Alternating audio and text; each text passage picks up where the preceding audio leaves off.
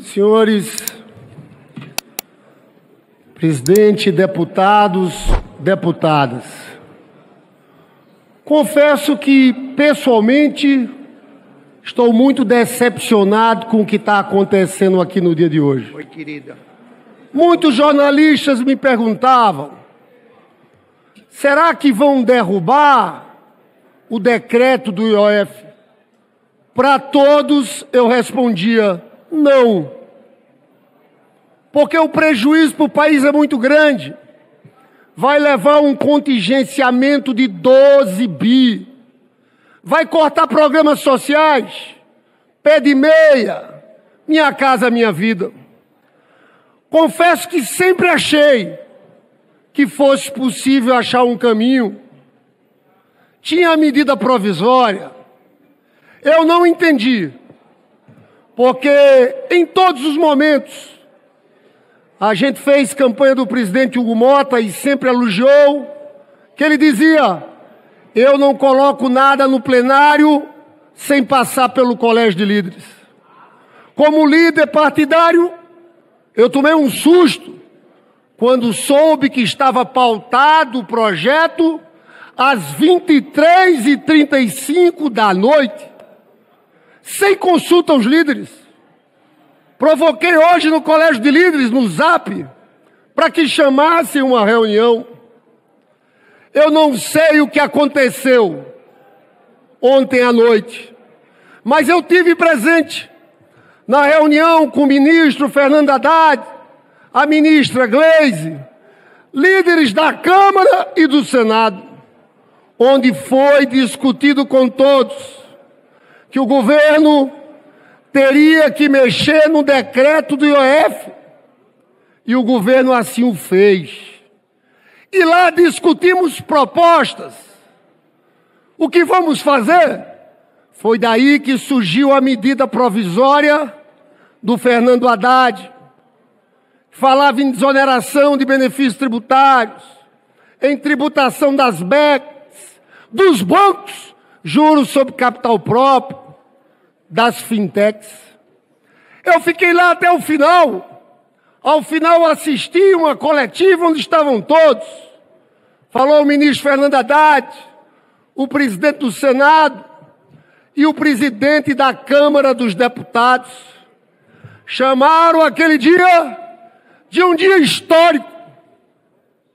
Também, como a maioria dos brasileiros, não entendi a mudança de posição no outro dia. Porque essa é uma característica também que eu tenho. Quando tenho posição, defendo essas posições. E naquele momento, quando a gente viu a repercussão no outro dia, eu comecei a ver a movimentação de lobbies econômicos poderosíssimos.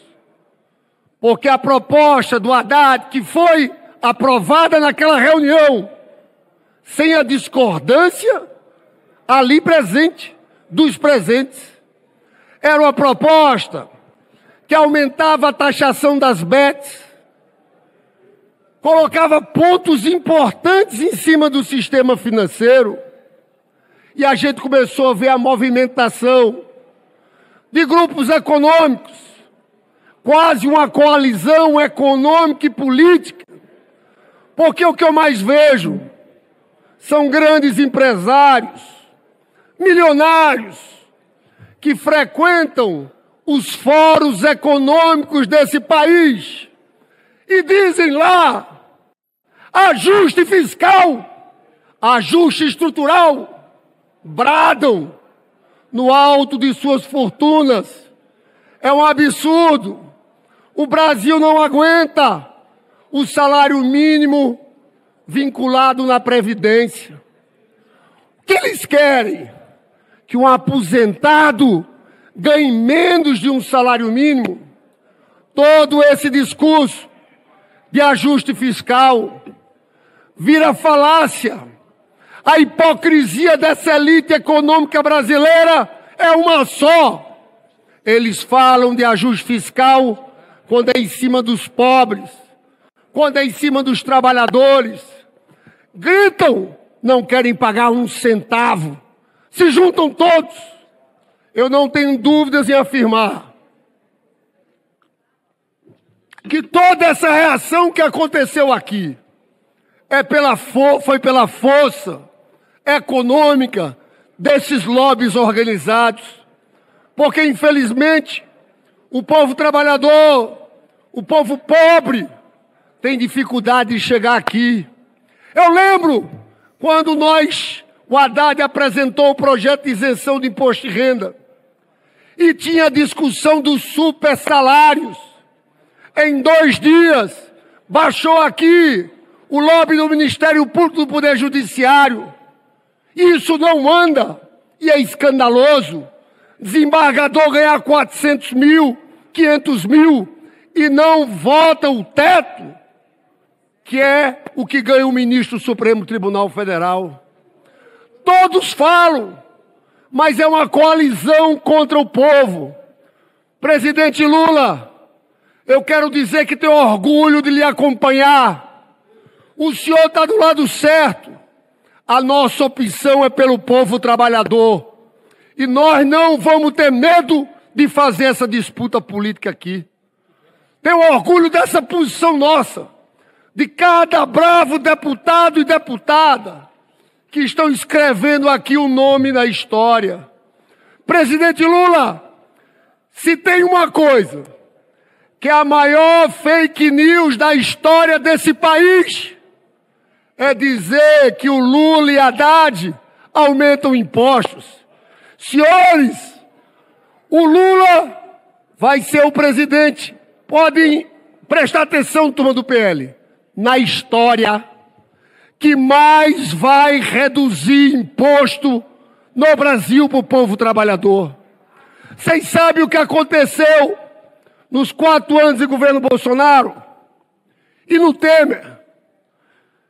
A partir de R$ 1.903, todo trabalhador tinha que pagar imposto de renda. Eles não reajustavam nem pela inflação. Hipócritas! Isso é mentira! O que é que o Lula já fez? Hoje, nós vamos votar inclusive daqui a pouco esse tema. Quem ganha 2 salários mínimos já está isento. R$ 3.036 já está isento. E nós vamos aprovar isenção até 5 mil. E vai ter redução entre 5 e 7 mil reais. Sabe quantos por cento isso significa do Brasil? 92% dos trabalhadores que vão ter redução de imposto pela coragem do presidente Lula. Agora, como é que faz isso? Sem cobrar das elites, dos ricos. Tá certo o ministro Fernando Haddad, quando diz que os moradores da cobertura têm que pagar condomínio, se acham no direito de não pagar. Os senhores sabem que o 0,01% da população brasileira, isso é pouca gente. Sabe qual é a média de alíquota efetiva de imposto de renda que eles pagam? 1,76%. A professora da rede municipal paga 27,5%. O gari do Rio de Janeiro paga 27,5%. Parabéns, ministro Haddad. Parabéns, presidente Lula. Essa é a verdade que está por trás de tudo isso. Você sabe que Raimundo Faoro escreveu uma das obras da nossa história, Os Donos do Poder, que fala dessas elites, e diz o seguinte: em oposição ao povo, encontram-se as elites, que irão apresentar em termos éticos, segundo Faoro, características perversas. Em primeiro lugar, são dotadas de uma profunda indiferença em relação ao outro. É o que a gente vê nesse país, expressa na clivagem entre país real, o do povo, dos excluídos, dos miseráveis, e o país dos donos do poder. Isso nunca foi tão atual. Essa coalizão econômica e política que querem impor, para impor retrocessos, desvincular o salário mínimo da Previdência, saúde e educação. Não! Nós vamos votar com orgulho, com honra de estar ao lado do Lula, do povo trabalhador, nesse dia de hoje, contra esse famigerado decreto. Eu não posso deixar de dizer que tem abutres de plantão querendo, nessa medida, atrapalhar o presidente Lula. Porque, na verdade, a aprovação dessa medida vai significar contingenciamento de 12 bilhões de reais, corte em programas sociais, programas importantes, porque eles não querem deixar as elites, o andar de cima, pagar impostos. Tem sempre gente pronta para defender. E querem fazer isso, Kiko, porque tem uns que acham que querem e podem garrotear o Lula. Vamos tirar dinheiro do Lula. Vamos criar dificuldade para o Lula. Estão tirando 12 bilhões. Isso é fato. Agora vão quebrar a cara. Porque, no fundo, isso demonstra o medo que eles têm do Lula. Eles ficam olhando a eleição e falando nomes, mas o Lula é um perigo. E sabe o que o Lula é um perigo? Nós estamos no menor desemprego da história. Senhores acreditam? A menor desigualdade da história, o índice de Gini. Nós estamos com a maior renda dos trabalhadores da história. Nós estamos com a maior renda dos trabalhadores da história.